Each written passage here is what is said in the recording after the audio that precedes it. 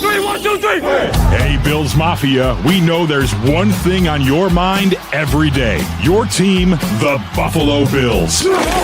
So Matt Beauvais and Sal Capaccio are here to bring you the latest news, notes, and opinions straight from the source right here, right now. Because it's always game day in Buffalo.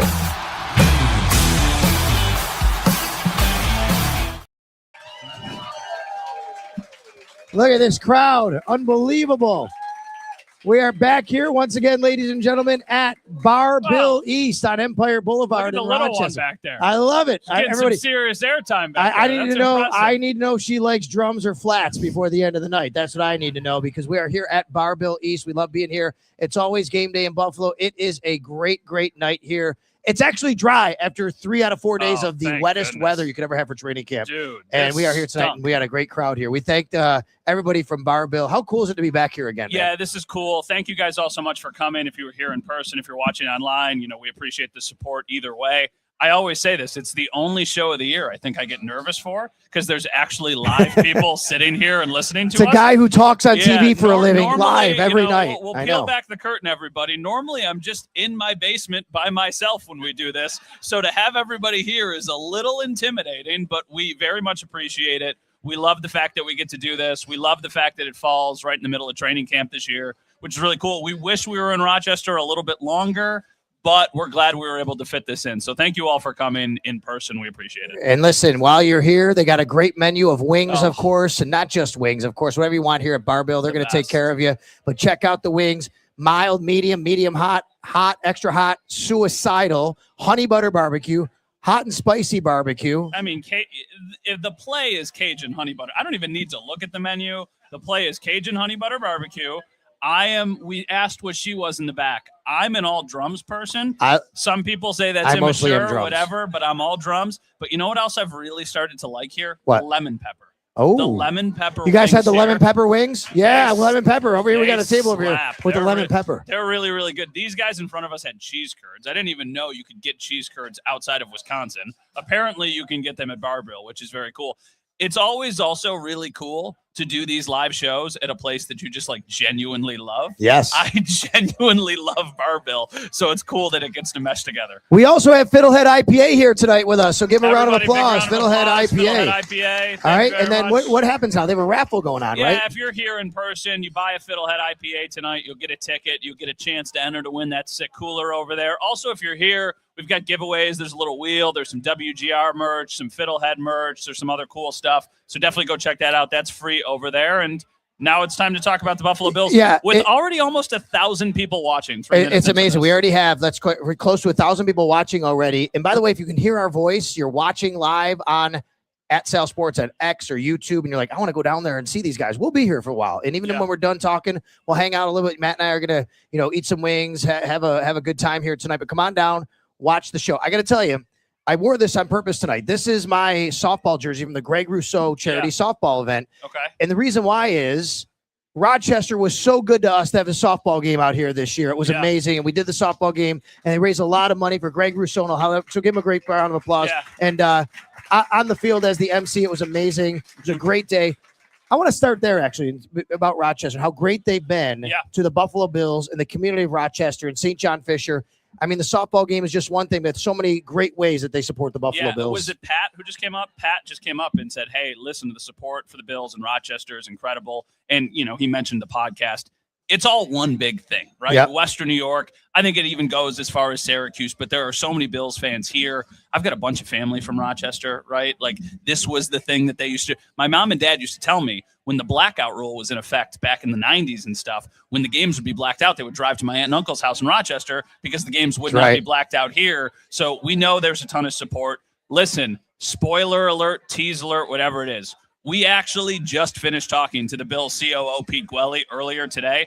That interview is going to go live tomorrow. We talked a lot about Rochester, the future of training camp in Rochester. So there's some interesting nuggets. But, yeah, the support is incredible. I just feel bad that all these people are getting rained on every single day at training camp. It's ridiculous. There are people who have been going to Rochester, St. John Fisher for training camp for 25 years who said, no doubt. There's been more rain the last 3 days than maybe the whole time they've been here, it seems like. That's how much rain it's been out there. And every time there's rain, you think about, okay, is everything going to go okay? Can everybody stay healthy? Well, not because of the rain, but we have had some injury scares. Yep. Let's start there. Let's talk about the Bills and what's going on here with some of these injury concerns. CJ Gardner-Johnson went down on Saturday. Yep. It did not look good. He was grabbing he was grabbing his ankle, his foot, his Achilles area. He got up, he bounced around a little bit. He went into the medical tent. Then he walked to the cart. They drove him in. Later that evening, reports were that it was a strained lower calf. Today, even though Joe Brady didn't tell us exactly what it is, he pretty much confirmed that by saying that it was good news and obviously not the worst case scenario. So I want to also start with this, everybody. The Joe Brady injury reports are going to be really, really lackluster. Yeah. This is just going to be what we need to expect moving forward. He's not going to say anything. We kind of got that today. We witnessed that firsthand. Here's the thing. We got to kind of dissect exactly what he said. He wouldn't put a timeline on the CJ Gardner-Johnson return, but he talked about him returning to practice when he is ready to go. That to me says, okay, we're talking about something that's going to, I don't want to say well before the season, but I do not think right now that his start of the season is in jeopardy based on the language that he used. When he is ready to go, he'll return to practice. This is also somebody who's a veteran, right? Like we've been talking about safety injuries at training camp, it feels like every year, specifically with Cole Bishop. That was somebody who needed to get acclimated. CJ Gardner-Johnson knows what he's doing. He knows how to play the position. I think for them, it's just as safe as possible moving forward. And then when he's fully ready, that's when you bring him back. So what happens without CJ Gardner-Johnson? Today we saw DeMar Hamlin taking most of the reps next to Cole Bishop. Geno Stone, a free agent signee, he's also in the mix. Hey, I know you hear the name Jalen Kilgore a lot. I love him, the rookie. I like him a lot from South Carolina. He's not CJ Gardner-Johnson. He's more of a Cole Bishop type of safety. Yeah. They like to play him more in the box against the run. CJ Gardner-Johnson's more of a center fielder, a ball hawk. Yeah, and even though DeMar Hamlin and Geno Stone aren't those guys, they're not going to make that kind of plays and playmakers. They're the kind of guys you put back there to keep everything in front of you, to settle everything down. So that's why you see those guys. But I will say, you also saw the depth test. And when you lose a guy at the top, today we saw guys from the bottom have to elevate, and Sam Franklin Jr. was on the field. He got beaten for a couple of plays by Dalton Kincaid. Not his normal spot to be on the field, but that's what happens when you have an injury at the top. Everybody has to elevate one ring up. I want to see how they handle this, if this lingers, and if there is a true rotation, or if it's just DeMar Hamlin's job. He was the first guy to get those reps today. I would imagine tomorrow maybe they go to Geno Stone and they make that transition, and then after that, maybe it's Jordan Hancock, but Jordan Hancock's interesting too because he's been playing nickel and he's been playing safety. So they have some things that they need to figure out. I very much like Jalen Kilgore. He is a player that we'll probably end up talking about at some point this evening. He is the young day 3 draft pick safety from South Carolina. But like Sal said, not a CJ Gardner-Johnson replacement. Bigger, big frame.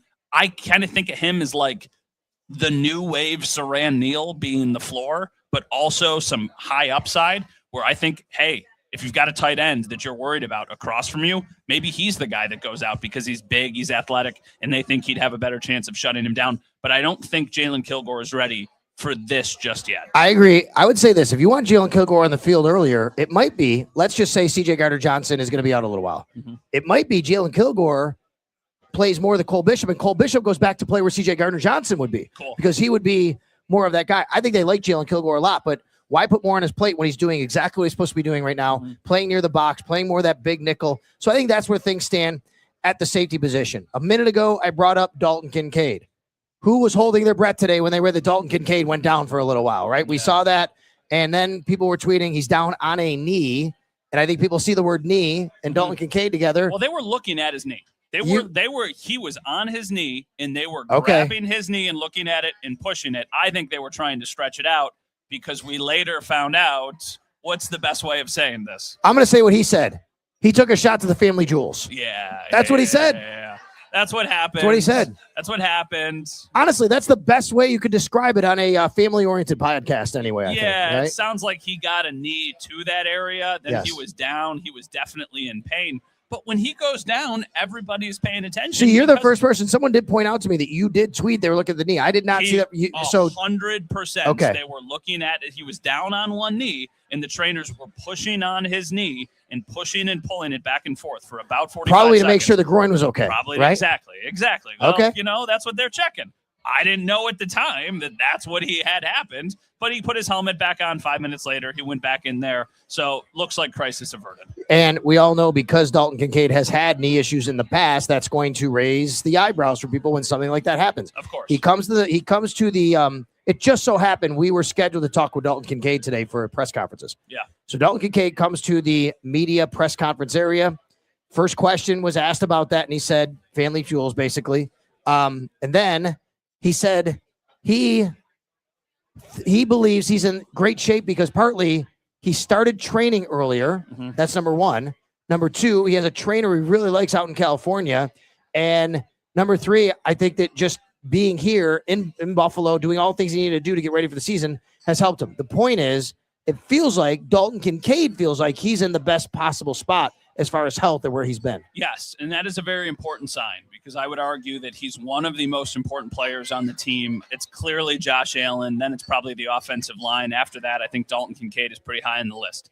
Here's the Dalton Kincaid conversation, and I think Sal and I feel a little bit differently about Dalton Kincaid.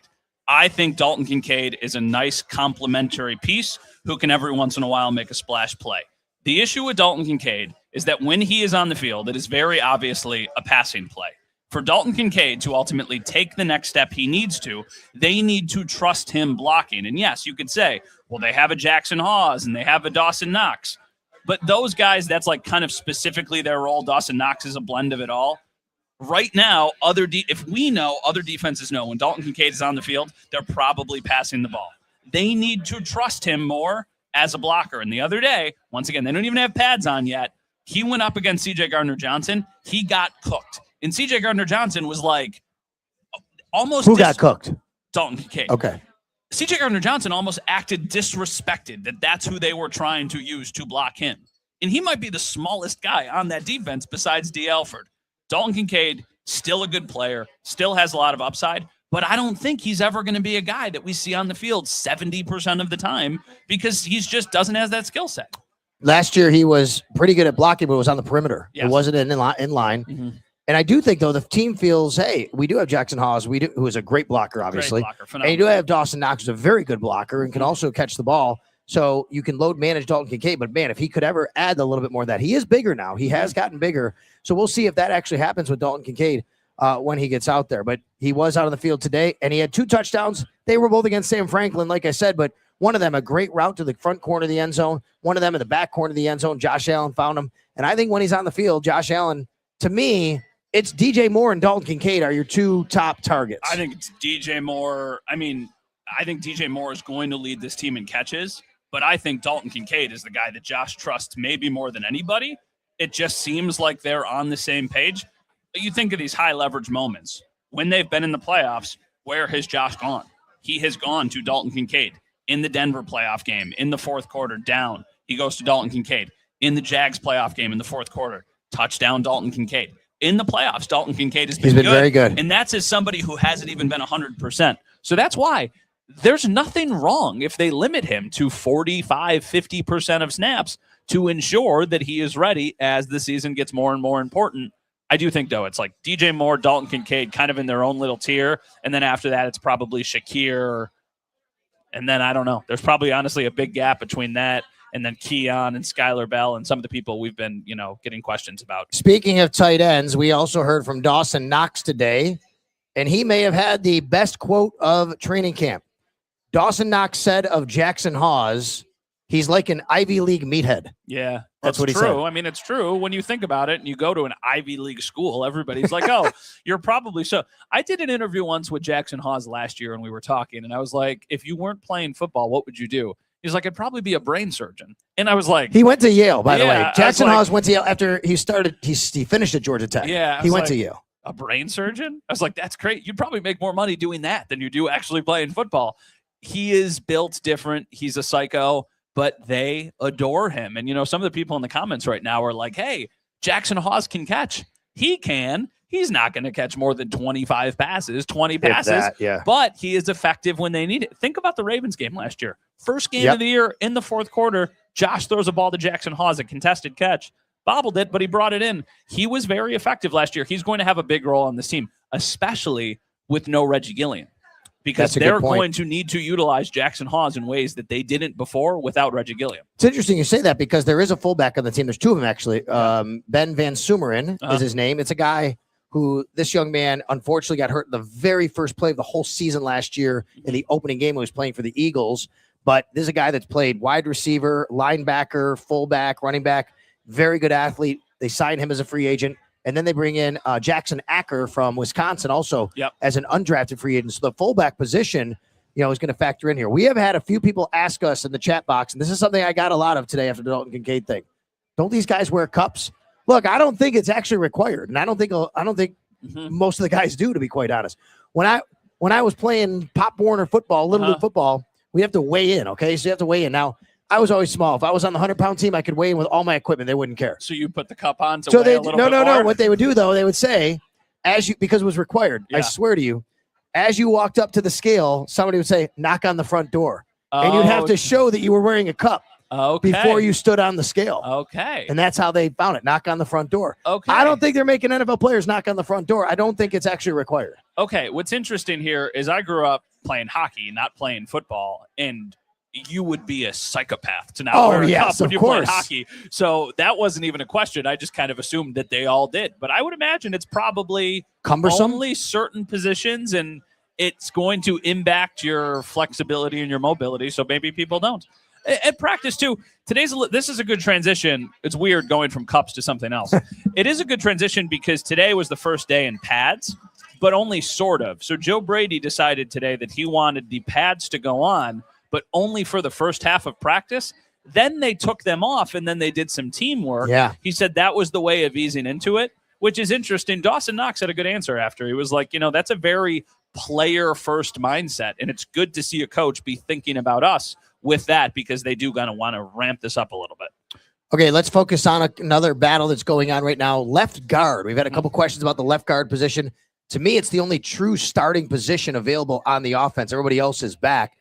And I've seen a good heavy rotation. I don't think we're going to have this thing settled until the regular season starts. I agree with Alec Anderson and Austin Corbett are the two guys fighting for it. Yeah, it feels like a real competition. And I don't think I would have said that a week ago. Right. I thought a week ago I would have been like, hey, this is Alec Anderson's job to lose.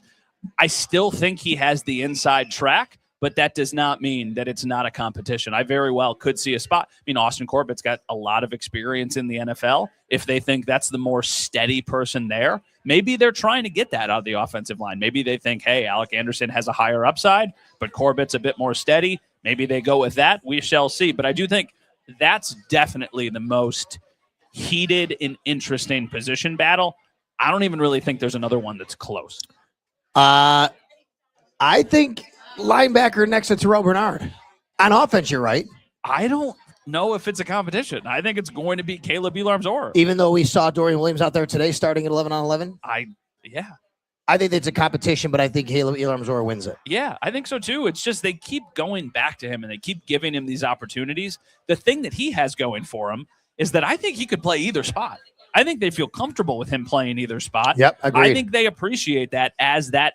If that's in a competition, that could be a deciding factor just because, for what it's worth, Terrell Bernard has also been a bit banged up over the course of the last few years. So we did see Terrell Bernard and Dorian Williams both take part in 11 on 11 today. Only Terrell Bernard did the last practice. Neither of them had before that. And then up till today, Dorian Williams was only in 7 on 7, but both of them at 11 on 11. We've seen Caleb Elam-Zor. And let's remember, it's a new defense. It's no longer your traditional Mike and Will, middle and weak side. They're two guys in the inside. We can call them Mike and Will. I think a lot of times you call it a jack linebacker these days, but these guys have a lot of the same function, and that's going to allow Jim Leonard to blitz different guys from different spots. You can put these guys in different situations. So we'll see how it all plays out at the end, but I agree with you that Caleb Elam-Zor probably has the leg up on Dorian Williams, but I do think Dorian's going to get a shot here. He's earned it. He's in his 4th year, and he's a guy that has started for this team. No, definitely. I think so too, but I also think that there is a world where he gets onto the field in specialty things that they are trying to do, probably more than Caleb Elam-Zor would, right? Doesn't it feel like he would be more of the base guy and that Dorian Williams would have a little bit more of a specific skill set? So we shall see. Also, for what it's worth, shout out, we got about 2,000 people watching live right now. So we're very close. Much appreciate it. We are 85 people away from 2,000. We got the numbers rolling right there. Yeah. Mike Robbie, our producer, doing a great job. So I think that you're right. That's probably it is another competition. I just feel like at this point, given what we have seen. Now, maybe this is unfair to Dorian Williams. It probably is, just because he was out for the offseason up until training camp. So we've seen Caleb Elarms-Orr there a lot. So I just associate, hey, he's going to win that job, even though that is a bit premature. I know the punting competition is something that some people talk about. Well, let's talk about a couple of receivers. Let's get to our guy, Manichi. He a very loyal listener and follower. Sorry, I missed being there live. He lives out here. But can we talk about Josh Palmer? I would like to do that. Actually, the next question from Scott was Palmer versus Keon for wide receiver 3. It's a really interesting conversation. I think that they like what they have seen from Josh Palmer. I think Josh Palmer is at a good camp. Here's the thing. If it's those two, I think Keon has the higher upside, and I think they roll with Keon. Do you think Keon Coleman is this team's punt returner to start the year? He's been doing it a lot. I from know. What we've seen. Maybe, but we will need to see how much this team trusts Keon, because the last coaching staff did not trust Keon, really, with almost anything. So if he has won over the trust of this coaching staff, then yeah, I think there's a world where that happens, because he is your third wide receiver. I don't think you're super worried about your third wide receiver getting banged up because of this conversation that we're having right now. If it is Josh Palmer, then so be it. I think that's a possibility. I've also seen McCole Hardman, who I thought might win the job. I saw one of them hit the deck. Maybe there's been a couple more. You don't want to see that at this point. And that was on a day when it wasn't boring. So that's also an important distinction, because 3 of the 4 have been disgusting. Look, I agree with you about Coleman having the upside. Don't you think that at the end of the day, if the Bills had their choice, they'd love Keon to take that hold of that 3? Yeah, you can deal with Palmer not getting that. Yeah, I do. If Palmer is, and he holds Keon off, good for them. That's great for the team, right? Yeah. But I think the Bills would love Keon Coleman to take hold of that number 3 wide receiver job. I think so too. And here's the problem with Keon Coleman. And it's not a problem with him specifically. We won't know if he has won this job or if he's done a good job or how he's going to be until we're well into the regular season. Because all of last year, when we were sitting here at Bar-Bill a year ago, we were talking about all of the promising stuff from Keon. Then they go into the regular season opener, and Keon was great. He was making all these plays for the Bills. And then it slowly started to unravel after that. So for Keon, it's about stacking these moments together. Stack a good camp into a good first month of the season. Then turn it into 2 months and kind of continue to do that. And there's going to be some ups and downs. I totally understand that. It's just been way too inconsistent at this point. Yeah, though, that said, the young guy on the rookie contract, that's probably, it's already year 3. Yep. It's already year 3. They're a year away from trying to figure out what they want to do with Keon Coleman, but he's making the team. And they don't have a 5th-year option because he was a second-round pick. The first pick of the second round. That's right. Exactly. So they don't have that. All right, it is exactly 6 p.m., so we want to do a little legal ID here, if you will. We don't really have to do it, but just reset and tell everybody we're at Bar-Bill East, 1129 Empire Boulevard. Sal Capaccio, Matt Bove. It's always game day in Buffalo. We are now over 2,000 live viewers on the stream at Sal Sports on YouTube. Also on X, you can find Matt at Matt_Bove there. Make sure you're taking care of your bartenders and servers, folks, while you're up there, except that guy wearing all the Red Sox gear. No, I'm just kidding. You can take care of him, too. Oh, is there a Red Sox fan? He's one of the bartenders I just saw is wearing a bunch of Red Sox gear. They just traded for Adley Rutschman today. I'm a Red Sox fan. No, actually. Come on. I'm a Yankee guy. What are we doing here? I'm a Red Sox fan, actually. That's cool. What are we doing here? Oh, see, I know. Hey, he's about to kick me out of Bar-Bill here while we do it. Come check out Bar-Bill East. We're right here. It is on, what is the name of the street? Empire Boulevard. Empire Boulevard. It is an awesome spot. We get a great crowd here. The food is phenomenal.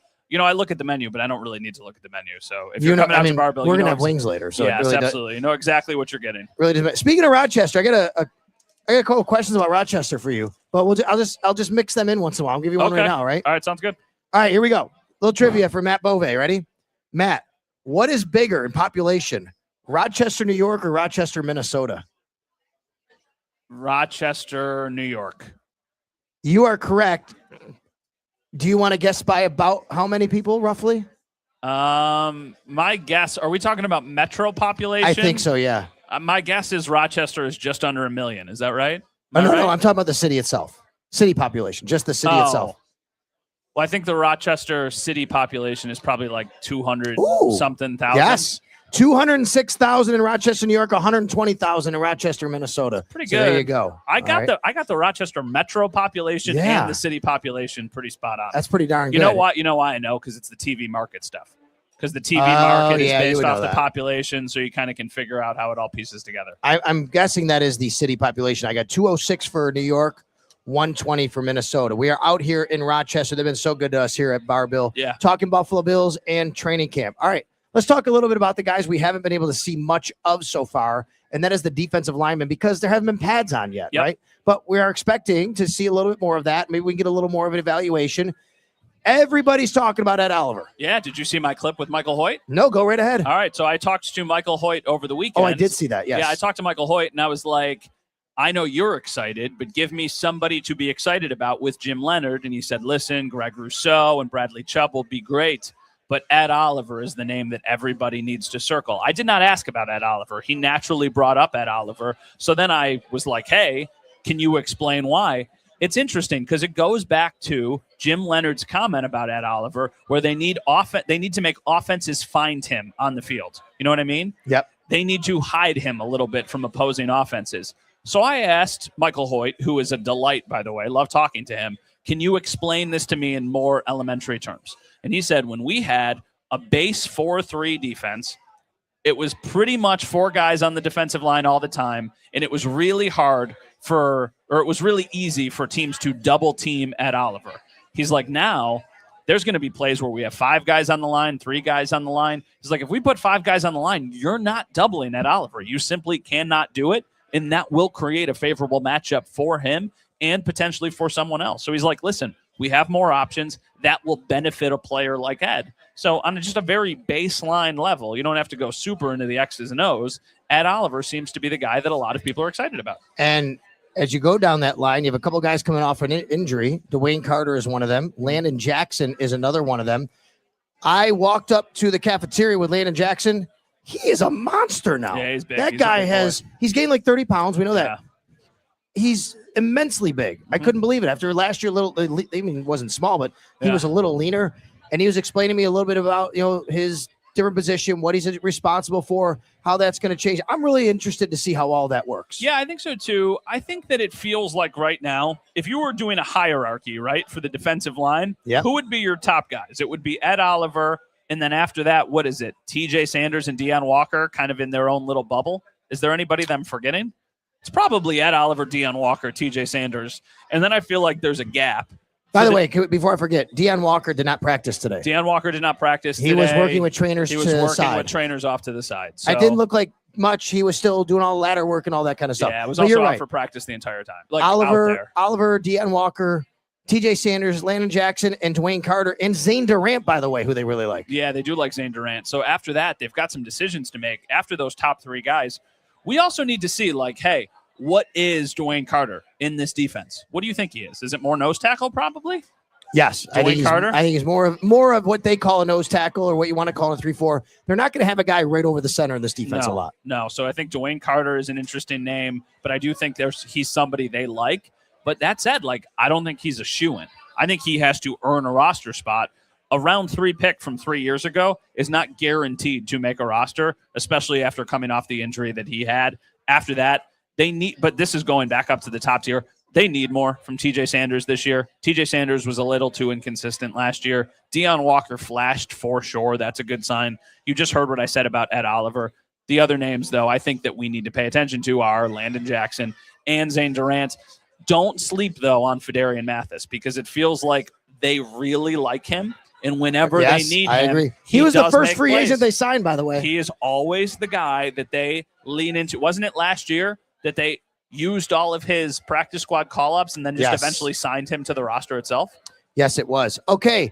If anybody has any questions that want to come up, we'll give you the mic. You can sit here. Yeah. You can. We'll put the camera on you. You can ask a question to us. Let's go over before we get to the question portion. Yes, but the players. Yeah, and if anybody they want to come up, if you come up, we will make sure that you get yourself your question on camera. Give me the players you have been impressed by. It's only 4 days. Pads have been on for half of a day, so it feels like we're getting ahead of it. But I do think this matters. One of the top guys, Max Hairston. Okay. I really like what I've seen from Max Hairston, the first-round pick of a year ago. Okay. People who thought that IGB got drafted to go play ahead of him, I never thought that was the case, but Max has to hold him off. Mm-hmm. Max has to stay healthy. I love what I've seen from Max Hairston. His change of direction is elite.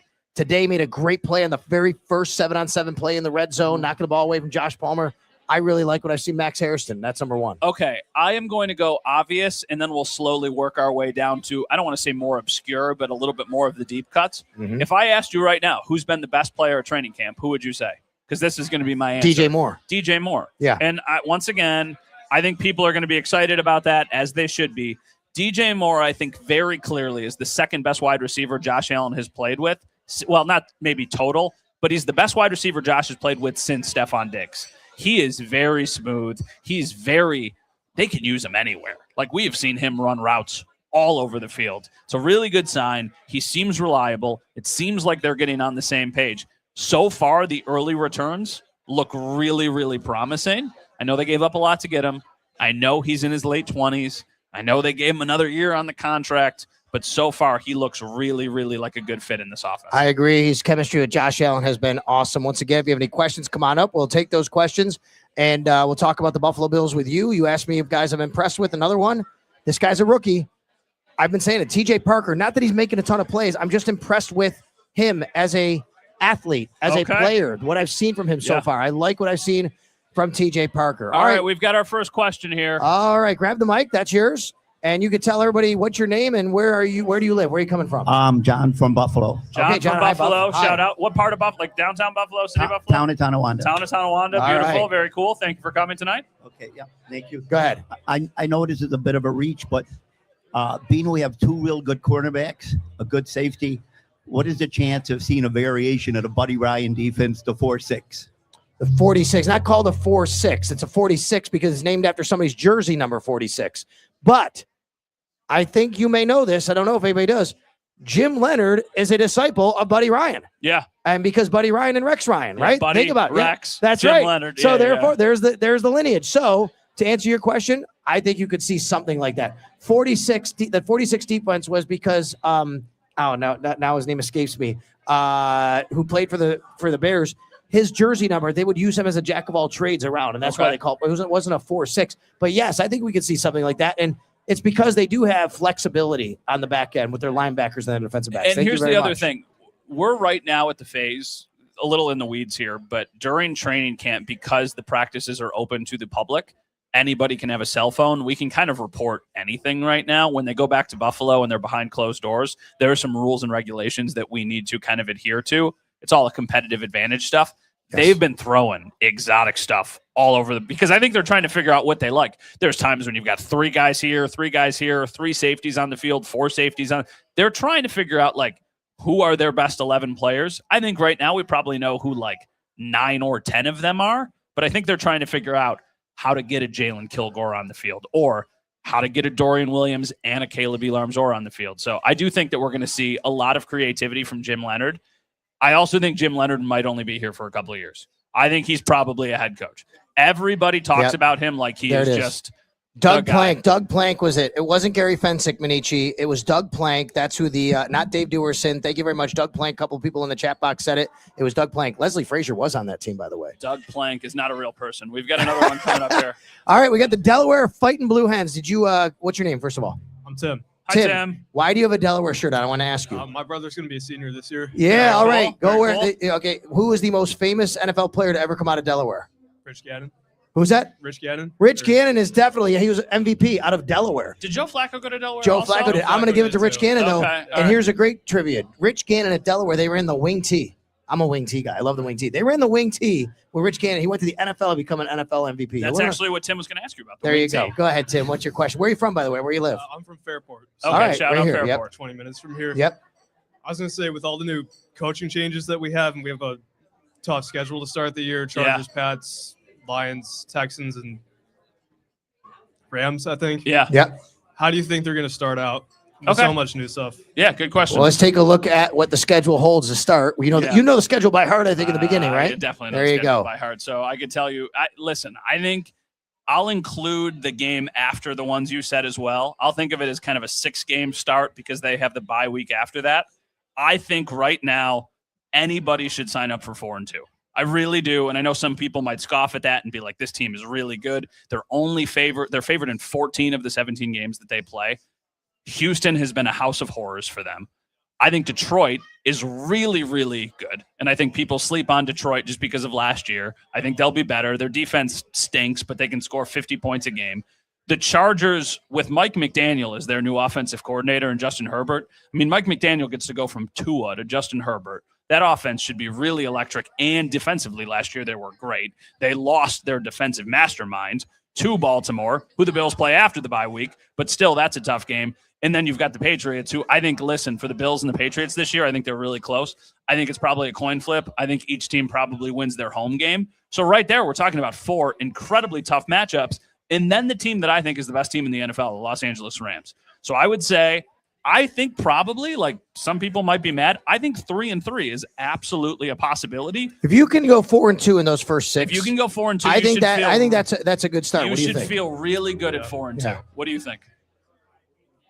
I think 3 or 4 wins. Yeah. And then they play the Ravens a couple weeks after that, Yeah, too. they do. That's a tough game, too. That's definitely a tough game. So it's like if you could be 4-2, I think you're in a really good spot. If you're 3-3, I think some people might feel like the sky is falling. But after that Ravens game, they have a little bit of a window where they could really go on a run. I also think just for the Bills, it's like just get into the playoffs. Like I know if you're the 1 seed, you have so much better of a chance, a matchup or a path to the Super Bowl. Just get there. I think to me, it's really just like if Josh can get hot and this team can get hot, it really doesn't matter if you're the 2 or you're the 7. Like that's just the way that I'm wired. There you go. Good question. You got it. Thank you. Thanks for coming up. Don't forget, we got Fiddlehead IPA here as well. Matt, tell them one more time about the raffle. Yeah, if you buy a Fiddlehead IPA, you're here at Bar Bill. You'll get a ticket. Use that ticket to go. Try and enter that super cool, what is it, a Labatt cooler over there? The Fiddlehead? Where's the Fiddlehead one? There's one over there. All right, we got it. There you go. Oh, okay. All right. Yeah, there you go. Who is going to the stadium on Saturday for the red and blue? Anybody? Anybody go to the stadium? All right, we got some people here. Very cool. All right, how excited are you to be in that stadium for an actual NFL event? I will not be there. A Bills event. What? I will not be there. This guy, where are you going? I have a wedding that night. I have a wedding that night. You're already married. You're not getting married No, yet, right? I'm not getting married. Right. No. It's not my Who's wedding. getting married? Shout out to Derek and Leah. They live in my neighborhood. Okay. But my brother-in-law is the best man in their wedding. So everybody, round of There you applause. go. Derek listens to the podcast. Yeah, now he's now he's out here. Yeah, so they've got their wedding on Saturday, and I was not conflicted because I really would love to be there. We'll be there a couple days later. They've got that preseason game the following week, the open practice a couple days after that. So it's going to be an amazing event. I think everybody who's going is going to have a great time. I also think, listen, if you can go at any point, you should, because it is a beautiful building. It is an amazing, amazing building, amazing stadium. It really is built for Buffalo. I've been to all but 3 NFL stadiums, and the only reason the 3 I didn't attend was because of the COVID year. We didn't travel on the radio side of things. And I will tell you, they're all different and unique in their own way. Some are amazing. I'll compare it to what I say about this, though. Like, SoFi Stadium is incredible, but it's an event space. Mm-hmm. It is not an NFL stadium. They're going to put pools in SoFi Stadium for the Olympics. Yeah, it's cool. It's unbelievable, it's crazy. Right? It's but insane. This is an NFL stadium. It's built for football. It's built for Buffalo, so it's going to be really awesome. Now, the following week, first preseason game. Anybody going to that? First preseason game against Carolina. Okay, that's going to be cool. I don't know if I'll make it. If we're still in Cooperstown playing baseball, that's a good thing. When does Cooperstown start? I leave on Monday with my son's 12-year-old baseball team that I'm a coach of. Yep. We check into Cooperstown. I don't know if you've ever done it here. All-Star Village. There for a week. I got to stay in Army barracks with 12-year-old boys for a week. That sounds like quite the vacation. Just what you wanted to sign up for. That's right. And if we keep going, then we're there on Saturday and I have a conflict. But guess what? Memories of a lifetime. All right, more questions. Who's got questions? I got a question for you while we get somebody up here. You ready? Somebody gets up here. Somebody else come up here. Here we go. What year were the Rochester Red Wings founded? Ooh. Anybody want to give it a guess? 1926. I mean, what's that? Oh, that's right. They are older than that. Okay. You got about a guess? You're close. 1899. 1899 for the Rochester Red Wings. Oh, no. And our good friend Howard Simon was actually there covering that game. Are they? I should know this. Are they they're Nationals, right? They're the Nationals. There's a Red Wings pennant right in front of us. That's right. They're the Nationals. All right. What year was the first year for the Rochester Americans? Yes, who said that? 1956, Well, obviously. This guy knows his hockey in Rochester. I wouldn't have. I mean, I would have been around there. I think I would have probably said like 1940. I don't know, but yeah, 1956. I would have definitely had that question.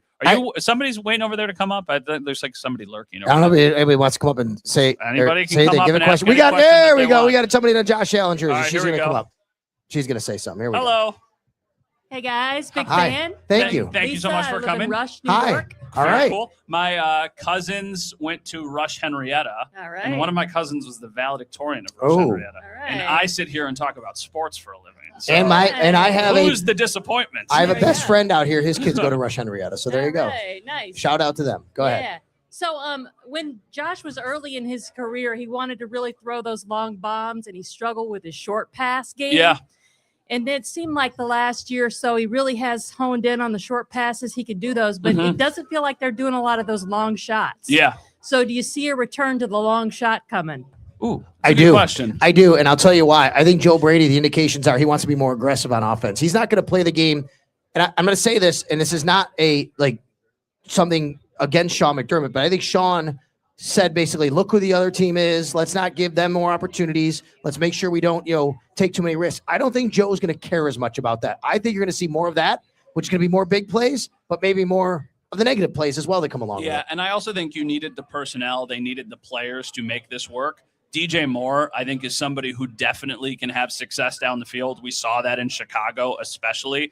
I also think we haven't really talked about Skylar Bell.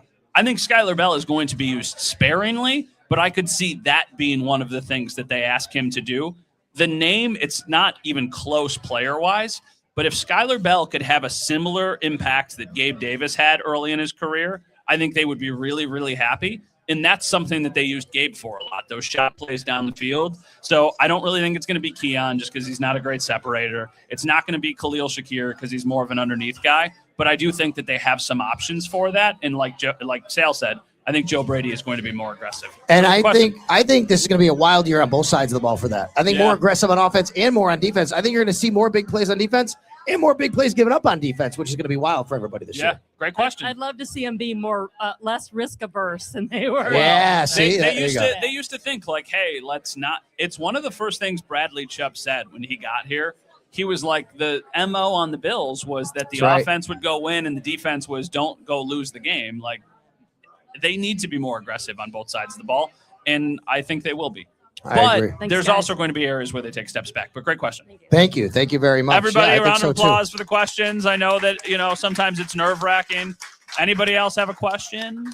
We can keep rambling if we want to. All right, so tomorrow, we're here tonight. We're doing this, and we want you to subscribe and download and all that kind of stuff. So it's always Game Day in Buffalo. We want to also make sure you know that tomorrow, your chance to hear what Buffalo Bills and Buffalo Sabres president of business operations, Pete Quelly, had to say. We talked to him today for over an hour about a myriad of topics, including the new uniforms, the stadium, schedule, everything. The new uniforms that I have been vocal, I'm not a huge fan of. I don't see any of the new uniforms here. I see a lot of the traditional jerseys.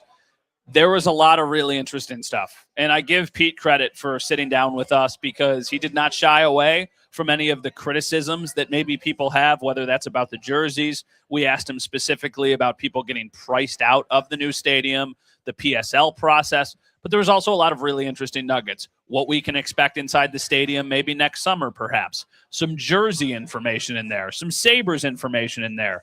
Some other NFL fun little tidbits in there.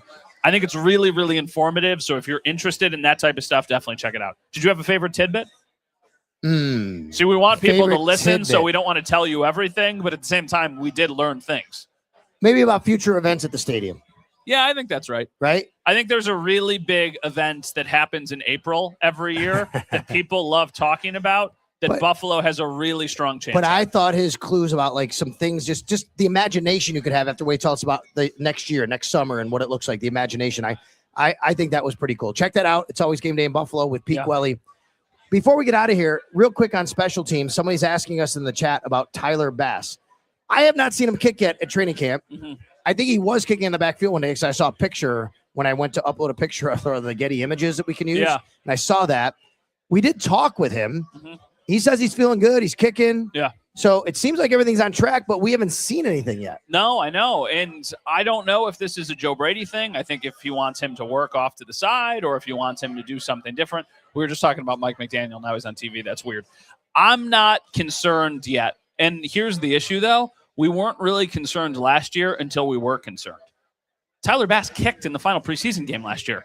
And then after that, all hell broke loose, and then they signed Matt Prater 4 days later. So I think it's, okay, what are you going to do in the preseason? Yep. I think that's kind of where we're at with him. And like I mentioned a little bit earlier, I don't really think there's a punting competition, right? No, Tommy Doman's going to be the guy, right? Tommy Doman's going to be. I mean, that's just based on circumstance more than anything. I mean, that's literally, Scott, you asked the question as I was answering it. When they have drafted specialists, they have been in competitions, and they have won. That was with Tyler Bass. Who is his competition against? Hauschka? Oh, when he first drafted? Yeah, was I it think Hauschka? Probably, right? Matt Ariza. I don't remember who he beat. Who was the other punter that he beat? They've had several. Corey Bojorquez. Maybe. Was he here at that time? Maybe he might have already left. And then Matt Hawk. Yeah, that might be who it is. And That's then right. Doman. So I think it's going to be Doman. All right, listen. This has been fun here today. We have close to we got another 2,600. Yeah. Oh, you want to come up? Yeah. Come on up. Sorry, we're going to end it, but we got another question. We'll do this. This is how it usually happens. Yeah. Okay. I got two questions. One's going to be a trivia question, but one's going to be about the Bills. Oh, boy. Okay. How long do you think Jim Leonard will be a coach before he gets offered a head coach possibly? Tell me what the Bills' end of season result is, and I can tell you that answer. If Jim Leonard and the Bills win the Super Bowl, he's probably getting a job. I think 2 years. I think 2 years is my bet because I don't think the defense is like supremely talented, but I think they'll make strides because of Jim Leonard. And then I think next year, as they add a little bit more talent and as they get kind of more on the same page, he's probably going to – everybody you talk to seems to get the sense that, like, hey, this guy knows what he's talking about. The thing that they all say is that he has a great way of explaining not what they need to do, but why they need to do it. Like, hey, this is what we're doing here, and these are the reasons why. And I think all of those guys kind of appreciate their transparency and not just, like, assuming that they know what he's talking about. And the second one is going to be a trivia question about the Rochester Red Wings. Okay. Where do the Rochester Red Wings get their name from? And the clue is the picture behind you. The picture behind us? I can't see the pictures. There's a pennant. There's a flag. Spikes, the mascot. Oh, something. I don't know. This is a good question. I don't know much about the origin story of the Rochester Red Wings, to be quite honest with you, but I'm looking at it, and I don't really know. I mean, it kind of looks, I don't know. Looks like a chicken wing, like he's got chicken wings or something. So the mistake everybody makes is they were affiliated with the Baltimore Orioles for years and the Birds. St. Louis Cardinals. Spike is a Cardinal. Oh, wow. Oh, interesting. Okay. Very good. Thank you so much. I learned something. Thank you. Thank I appreciate you. that. I always like when we learn things. We're always I did not know educating that. people here. Always game day in Buffalo and Rochester. So shout out. Now I know. I did not know that. Peas 79. When are they wearing the new uniforms? Ooh, we do not know, but we got a hint. We're going to find out soon. And the Bills are going to release a uniform schedule, like where they'll tell you some of these things. They are going to wear them twice. Yeah, we know that. I feel pretty confident in telling you it's not the first game, and that's all I'll tell you because I think that it's pretty soon after that. And if you want red helmets, put the pieces together. That's Christmas. Red helmets. Christmas. Were we supposed to say that already? I reported it a week let's ago. Go. You got it. Yeah. And he confirmed that today. Yeah. Man, I'm like, man, Pete Quelly did. Thanks for following along. I know, right? I know. Yeah. I didn't know you did that. Yeah. Pete Quelly did confirm today red helmets in our interview with him on Christmas. That's an away game at Denver. Yes. And I think that it could be red helmets with a white jersey, which would be beautiful. Yes. If you were somebody who's like, why are they wearing the red helmets away from Buffalo? That's stupid. I would say they're going to be in a massive television audience window on Netflix and then on one of the local stations in Buffalo. So they want to look their best for the Christmas holiday. And also like Christmas, red, green, put the red helmet on. That makes a lot of sense. We want to thank Mike Robbie, our producer, for doing a great job. We want to thank Stephanie Dolsky from Odyssey for being here and walking around and helping everybody out. We want to thank Bar Bill and their great staff. Thank you very much. Let's give one more look, Mike. All right, we're going to look around here. Shout out everybody who's here. Thank you guys so much. And all of you for coming out tonight to our annual trip to Bar Bill East in Rochester here on Empire Boulevard. Don't forget to follow along at Sal Sports, at Matt_Bove. All of you in the chat box watching, 2,600 plus live viewers here tonight. Thank you so much once again. Matt and I are going to be sticking around, order some wings, having a good time. You have a good time too. Thank you again. Good night, everybody.